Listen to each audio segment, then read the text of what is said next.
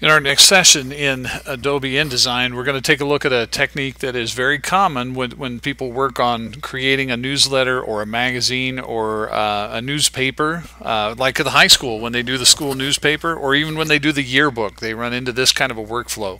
So I want you to try it out a little bit. First of all, it's about threading. It's called threading. And the first thing I want you to take a peek at, I've got this this handout is on the courses drive in the folder for this session, and this one goes pretty quick, I think. Here's what you'll have to do. You're going to use InDesign to create a landscape document that that has 4 columns. I'll show you how to do that. And then I've got a document that's got a lot of text in it. All right, so I'm going to show you how to copy that and paste it into the first column, and then thread those columns together so it flows into other columns that are in the document. Now, when I describe that, it may not make much sense, but it will when you see it, I think. Here are the required items. You'll have to, it'll take at least 1 page, and it's probably going to take more than that. It's probably actually going to take a couple of pages to get this done, but I'll show you that. Landscape orientation is going to work a whole lot better for you on this one, so I would recommend landscape orientation. All columns filled with text. All right, the last one may not be completely filled, but again, that will make sense here in a minute. And then the text frames are going to be threaded together, and those are the things that we're looking for in this assignment. You notice it's only 20 points. It's not that big of a thing.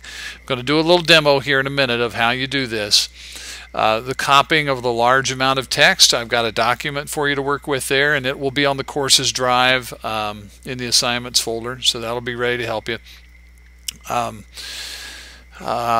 you'll have to, I'll show you what this outflow, this overflow indicator looks like, and there's actually several different ways to do this, but I'm going to show you a way that I think goes very quickly.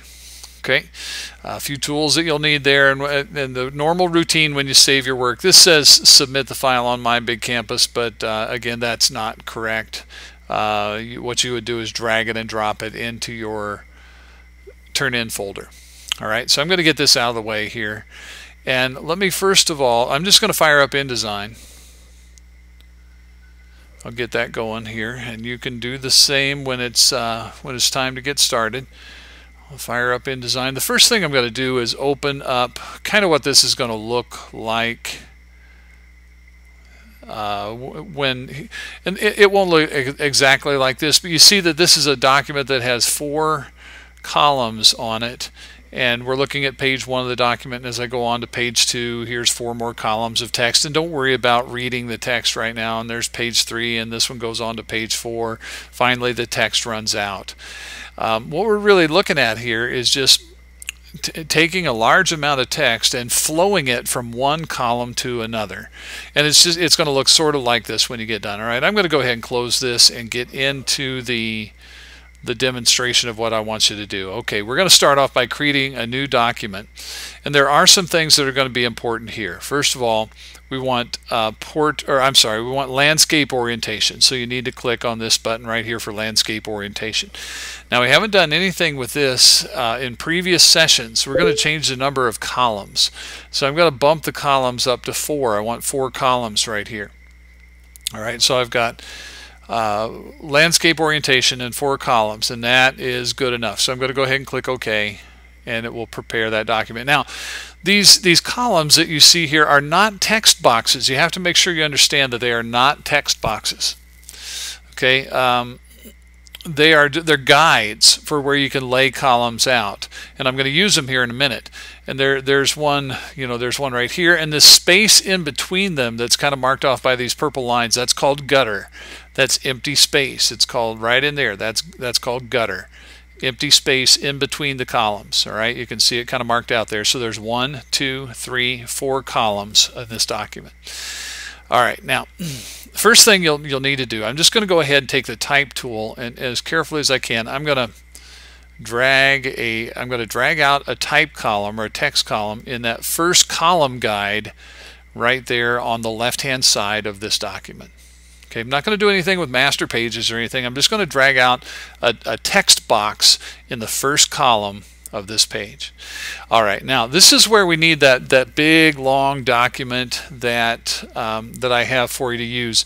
So you can use Microsoft Word, and I don't have Microsoft Word right here to demonstrate this, but you can use Microsoft Word and go to the courses drive. You start Microsoft Word, click File, click Open, go to the courses drive, and I'll show you what you're going to be looking for here. There's a document, there should be a document, a Word document in there that says long document for threading. Right there.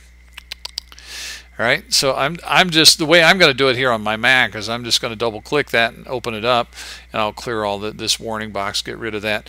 And it's just a bunch of gibberish text. It looks like Latin, and there's a lot of it. Wow, look at all that. There's a bunch of it. All right. So I want to select all of that and copy all of it and then get back to InDesign. All right, and this is a real typical workflow when people do newspapers and newsletters. A lot of times they don't sit there and type everything in InDesign. They'll type the stuff that they want in Microsoft Word or some other word processor, and then they'll copy it and paste it into InDesign. That's what we're doing here. I'm going to do a Control A to select all of this text, and I mean that's like all 4 or 5 pages, whatever it is. It's selecting all of it. Control A on the keyboard will select all of the text. Okay. Now I'm going to do a Control C to copy it. Now I want to get back over here to InDesign, and that's what you would do too. And in this, I made a text box. Remember here in this first column, I'm going to do a Control V, or I could go Edit, Paste, but I'm just going to paste that text. All right, so that kind of gets us started. Now, the size of the text will kind of make a difference on how many pages and how many columns you wind up with. This is size 12 right now. It's using, on my Mac, it's using this Minion Pro font, and it's using 12 point. And that's fine. You can leave it like that. Or I could do a Control A on the, I'll click inside the text box here.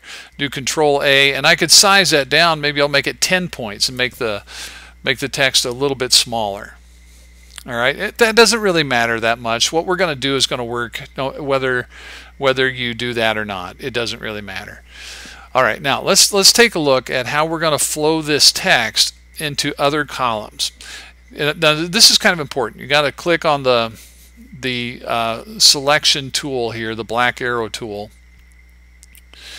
And what I want to do is look at the bottom of this column, and you see, and I'm pointing to it right now, there's a little red plus sign. That red plus sign indicates that there's more text in this box than what is showing. That's the overflow indicator. If you see a red plus sign, you know that, okay, not all of the text is fitting in this box. So here's what I'm going to do. I'm going to click carefully on that, and look what happened to my cursor. My cursor now kind of looks like, it does kind of like it does with pictures. It looks like it's got a bunch of text on it. Well, if I just carefully bring this to what would be the top left corner of the next column and just click once right there, oh, look at that. It automatically created a new text box for me, and it has continued on filling in that text there, and these two columns are linked together. All right, now I'm just going to keep doing the same thing. Down here in the bottom right-hand side of this text box, there's a red plus sign. That red plus sign indicates, hey, there's more text here, so I'm going to click that. I get this cursor that looks like text. So I'll take it to the top left corner of the next column, click there, and I made another text box appear, and it flowed the text. All right, I'm going to keep going. There's a red plus sign down here, so I'll click it. I get this cursor. I'll go to the top left-hand side of that column, click there, and look, right now I have 4 columns on page 1, and if I look at the bottom right-hand side of the 4th column, there's still more text. We're not done yet. All right, so I got to keep this flowing. All right, well, what I'm going to have to do is go to my Pages panel over here, and I'm going to have to create a new page because I'm out of room. So I'll create a new page. All right. Now, to be able to flow the text to this next page, I'm going to go back up. I'll double click on page 1, and I'm going to click on that little red plus sign again like I've done before, and I get this cursor that looks like text. But now I can, on the Pages panel, can double click on page 2 and just go boom, and that flows it into that text box. All right, now I'm going to work my way across page 2 here. I still have a red plus sign here, so I'll click it, top left corner, click the red plus sign, top left corner, click the red plus sign, top left corner. Oh wow, look, I'm at the end of page 2 and I still have a red plus sign. Well, all right, I'm going to go ahead and click that, but I'll make a new page now, and I'll click and it's showing me the page 2 and 3 spread here. So I'll click the top left corner. Okay, click the red plus sign, top left corner, click the red plus sign, top left corner, click the red plus sign, top left corner. Oh, look, okay, now I'm going to go ahead and collapse my pages panel here for a minute to kind of get that out of the way. Oh, finally. And now I know that I'm done two ways. First of all, the text didn't fill up the whole column, so I know I finally run out of text. But if you look in the bottom right-hand corner here, there's no red plus sign anymore. All right, so that means, okay, there's not extra anymore. There's, I've taken care of all the text. Now, it makes it so that these are all connected together. If I were to do an edit here, if I were to do some kind of edit in one of the text boxes and make a change, take a word out, whatever it is, all the text reflows and they're all connected together. So that's one of the nice things about it. All right. Well, really, that's all there is to this assignment. You're working on taking a large amount of text and flowing it from one column to the next column to the next column to the next column, and you keep on doing it. Here's page 2.